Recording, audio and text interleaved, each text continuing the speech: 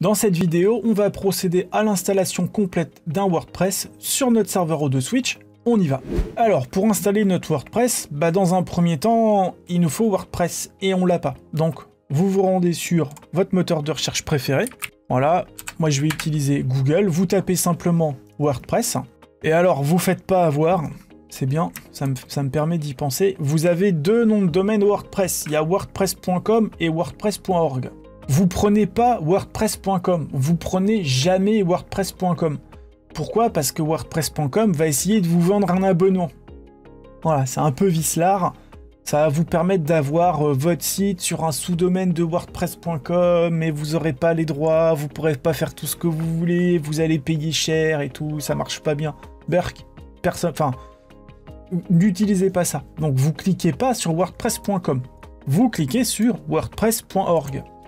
Donc WordPress.org, c'est la version open source de WordPress, c'est-à-dire vous pouvez prendre les fichiers, les installer sur votre machine en local, un serveur distant, vous pouvez les modifier, enfin c'est le bonheur. Voilà, vous avez accès à plein de thèmes, plein de plugins, bon c'est une usine à gaz, il y a énormément de choses qui sont faisables avec WordPress, dont des sites vitrines pas trop compliqués, voilà. Donc wordpress.org. Et donc ici, vous scrollez un petit peu. Alors, je vous cache pas que ça fait très longtemps que je me suis pas rendu dessus. Et on va cliquer sur le bouton Get WordPress qui est un petit peu plus bas. /download. Et donc, je vais pouvoir le télécharger ici. Ce que vous pouvez faire aussi, c'est faire une recherche sur WordPress FR.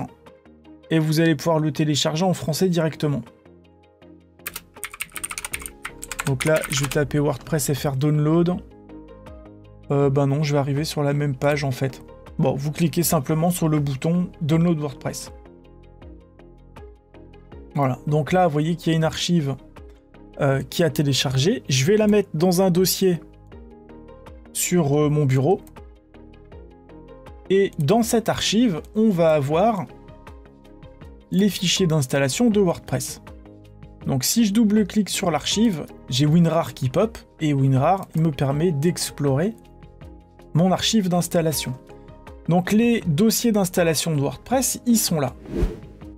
Voilà, ils sont tous ici, et je dois mettre ces fichiers sur mon serveur pour installer. Donc pour les mettre sur mon serveur, je peux utiliser mon client FTP, donc là je reprends mon FileZilla. Je peux aller dans Digital Cookie Demo. J'avais fait un dossier WordPress qui me sert à rien, je vais l'effacer. Et donc ce que je pourrais faire, c'est prendre les fichiers et les mettre là-dedans. Mais si je dois envoyer plein de fichiers, parce qu'il y en a beaucoup, là-dedans, ça a l'air de rien, mais des fichiers, il y en a plein. Donc si je fais ça par le FTP, ça va être très long. Donc ça va être chiant. Donc la façon la plus simple de procéder, c'est vous prenez votre archive, le zip, et vous l'envoyez directement comme ça. Pourquoi? Parce que là, on envoie un seul fichier. Donc envoyer un seul fichier, c'est pas long du tout. Donc premièrement. Deuxièmement, vous vous rendez sur votre cPanel et vous allez dans le gestionnaire de fichiers qu'on a vu dans une vidéo précédente. Je vais mettre à la racine de mon site, Digital Cookie Demo FR, et là vous voyez, il y a mon WordPress 6.0.zip. Et bien là, regardez, je vais faire juste un clic, je vais faire clic droit, et ensuite je vais faire extract. Et ici, ce qui va se passer, donc je lui dis de me l'extraire dans le même dossier, je vais cliquer sur le bouton Extract File, et là, c'est magique. Il décompresse toute l'archive directement sur le serveur. Donc je pourrais en rester là, mais si j'installe comme ça, mon site il sera disponible sur digitalcookiedemo.fr/wordpress/ et là il y aura la page d'accueil, la page service, la page contact, la page je sais pas quoi. Donc ça c'est nul. En fait, il faut pas faire ça. Ce qu'on veut là, c'est avoir tous les dossiers de WordPress à la racine du site. C'est-à-dire, je vais remonter d'un niveau, ici. pas dans un dossier WordPress. Donc pour ça, bah, c'est hyper simple. Vous vous rendez dans le dossier WordPress. Vous prenez tous les dossiers. Donc pour les sélectionner tous, vous faites un premier clic gauche sur la première ligne. Vous descendez tout en bas. Vous appuyez sur Maj sur votre clavier. Et vous recliquez. Et tout se met en surbrillance. Et maintenant, on va faire clic droit, Move, pour lui dire qu'on veut les déplacer. Et on veut remonter d'un niveau, donc vous supprimez la chaîne de caractères WordPress pour dire que tous ces éléments-là doivent être dans digitalcookiedemo.fr. Enfin, dans votre dossier, quoi. Et là, je fais Move File. Ça a l'air de se vider. Je remonte d'un niveau et je retrouve tous mes dossiers d'installation. Et donc maintenant, on peut installer. Donc si je me rends à nouveau sur mon nom de domaine de démo et que je rafraîchis, It was at this moment Jackson knew. He fucked up. Donc là, vous voyez que si je rafraîchis, il se passe rien. Alors, il se passe rien pour une raison toute simple. Je viens de percuter. Sur une des premières vidéos, on a créé un compte FTP. Et moi, j'ai créé un dossier que j'ai appelé digitalcookiedemo.fr. Et en fait, quand vous installez votre site sur le nom de domaine qui est offert par O2Switch, la racine de ce site-là, c'est pas dans un dossier qui n'existe pas encore, parce que ce dossier, je l'ai créé après coup. La racine, ce sera dans 3W. Voilà, si je clique sur 3W, là, j'ai un dossier CGI bin. Regardez, je vais faire un nouveau fichier que je vais appeler toto.html, hein, peu importe. Et si je retourne sur mon index, sur mon domaine digitalcookiedemo.fr, je vois bien mon fichier Toto. Donc là, ce que je dois faire, c'est dire au système que la racine du site digitalcookiedemo.fr, c'est pas dans 3W, mais c'est dans mon dossier digitalcookiedemo.fr. Alors pour ça, on va se rendre dans domaine configuré, dans domaine, hein, sur le cPanel. Ici, je vais retrouver mon domaine qui s'appelle digitalcookiedemo.fr et vous voyez que là, il y a racine du document. C'est pour dire où sont les choses, en fait, tout simplement. Et ça, je peux l'éditer. Donc, je vais lui dire que la racine du document, c'est pas dans public_html. Je vais lui dire que c'est dans... Je vais reprendre l'adresse. Que c'est dans digital-cookie-demo.fr. Bon, vous avez compris. Donc, en fait, je remets la bonne adresse. cookie-demo.fr. Je fais modifier. Voilà, il le met à jour. Et il me dit bien que maintenant, mon domaine digitalcookiedemo.fr, il est dans le dossier digital-cookie-demo.fr. Et si je me remets sur mon onglet de navigateur où j'ai l'adresse de mon site et que je fais refresh, j'ai l'installation de WordPress qui se lance.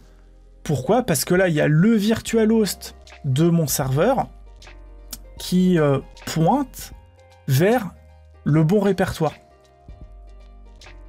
Je me mets sur mon file manager. Avant, le nom de domaine digitalcookiedemo.fr, ça pointait vers public HTML. Maintenant, donc on voyait mon dossier Toto. Maintenant, ça pointe sur digital-cookie-demo.fr. Le dossier, j'aurais pu l'appeler Tartampion, c'est pas grave. Ce qu'il faut juste, c'est que le serveur renvoie le nom de domaine vers le bon dossier. Voilà, et dans ce dossier, il y a mes fichiers d'installation de WordPress. Et du coup, j'ai bien mon assistant d'installation qui se lance. Et maintenant, on va pouvoir procéder à l'installation à proprement parler. Alors, pour installer, c'est pas bien compliqué. Dans un premier temps, il me demande dans quelle langue je veux installer. Donc, je vais choisir français. Hein. Pour l'instant, il n'y a pas de question piège. On va cliquer sur continuer. Et il me dit, OK, pour installer, j'ai besoin du nom de la base de données, de l'identifiant MySQL, c'est le nom de l'utilisateur, le mot de passe de la base de données, l'hôte, c'est l'adresse, je vais en reparler, et le préfixe de table. Donc je vais cliquer directement sur « C'est parti ». Et là, il me dit « Ok, ta base de données, comment elle s'appelle ?» Donc je reprends les identifiants que j'avais quand j'ai créé la base de données de démo sur mon serveur. donc le nom de la base de données. L'identifiant, c'est le nom de l'utilisateur, donc là, pareil. Le mot de passe, pareil. Donc tout ça, c'est des éléments qu'on a créés et qu'on a consignés dans un fichier annexe quand on a créé notre base de données SQL. Et la petite question piège, adresse de la base de données. Ici, c'est sur le même serveur, donc ce sera localhost.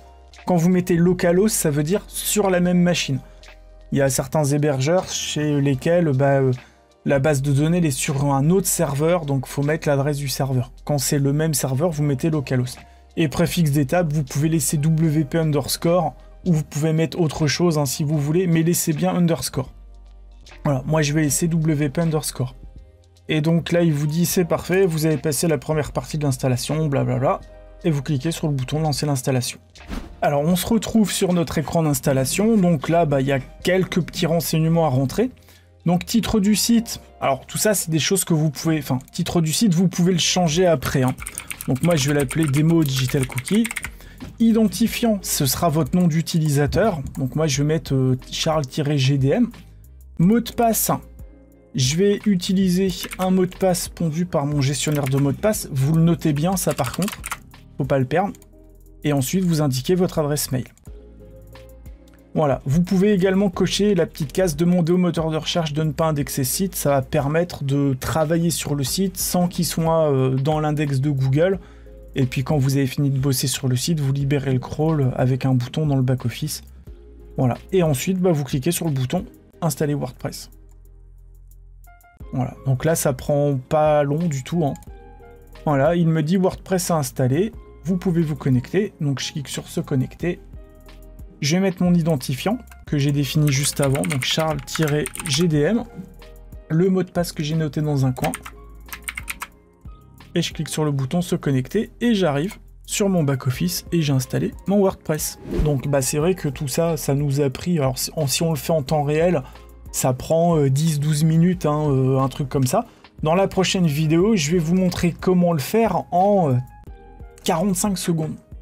Voilà, mais au moins si à l'avenir vous avez un problème sur votre site, vous pourrez déjà commencer à voir si c'est du côté du serveur, si c'est du côté du nom de domaine, est-ce que c'est côté base de données, est-ce que c'est un problème de fichier, si c'est un fichier, faut se connecter au FTP, vous savez le faire, etc. etc.